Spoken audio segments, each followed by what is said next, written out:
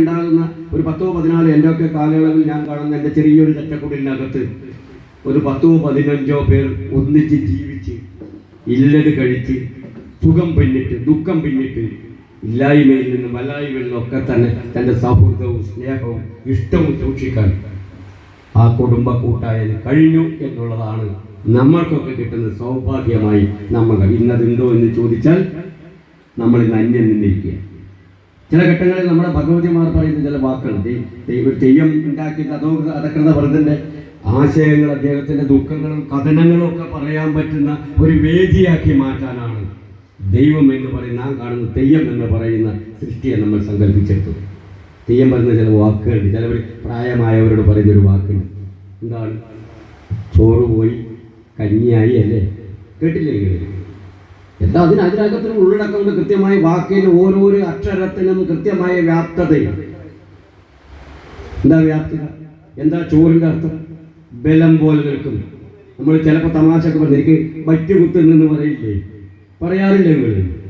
എൻ്റെ അർത്ഥം അത് ഇസ് എ പവർ. ആ ചെറുപ്പത്തിൻ്റെ പ്രായമാണ്. നേരെ മറിച്ച് കഞ്ഞി എന്ന് പറയുന്നത് പറയാതിക്കത്തെ കടന്ന് ഒന്നിനും വയ്യായ്മയിൽ ഇന്നലെ ചോറായി നിന്നവർ ഇന്ന് കഞ്ഞിയായി മാറുകയാണ്. ദൈവം സാന്ത്വനിപ്പിക്കുന്ന ഭാഷണം. ആദ്യം ദൈവം പറയുന്ന വാക്കെന്തായിരിക്കും നിങ്ങൾക്ക് അറിയാലോ. ദൈവം പറയുന്ന വാക്കെന്താ ആദ്യം പറയുക? എനിക്ക് എൻ്റെ കൃഷ്ണ തുടങ്ങിയിട്ട് ഞങ്ങൾ പോയിക്കോ, നിർത്താൻ ഇപ്പോൾ നിർത്താം നിങ്ങൾ പറയാൻ എന്താണ് നിൽക്കുന്നത്? ദൈവം ആദ്യം പറയുന്ന വാക്കെന്താണ്? ഗുണം വരണം. എന്താ ഗുണം വരണം?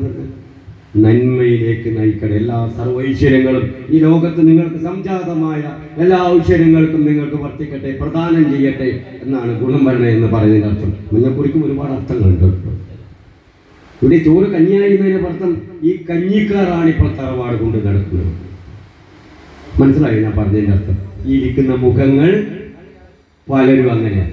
ഒരു ചോറിന് നിങ്ങൾക്ക് കാണിച്ചാൽ കഴിയും, ഒരു എനർജറ്റിക് യങ്ങസ്റ്റ് ഒരാളെ നിങ്ങൾക്ക് കാണിച്ചാൽ കഴിയും, ഉണ്ടാവില്ല.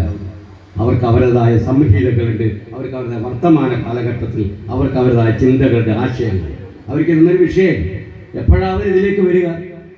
വീണ്ടും ചോറ് പോയി കഞ്ഞിയാകുമ്പോൾ വീണ്ടും തറവാടെന്ന പ്രക്രിയയിലേക്ക് അവർ ഊന്നു നടക്കും. അവർ അതിനെ സംരക്ഷിക്കാൻ തയ്യാറാണ്.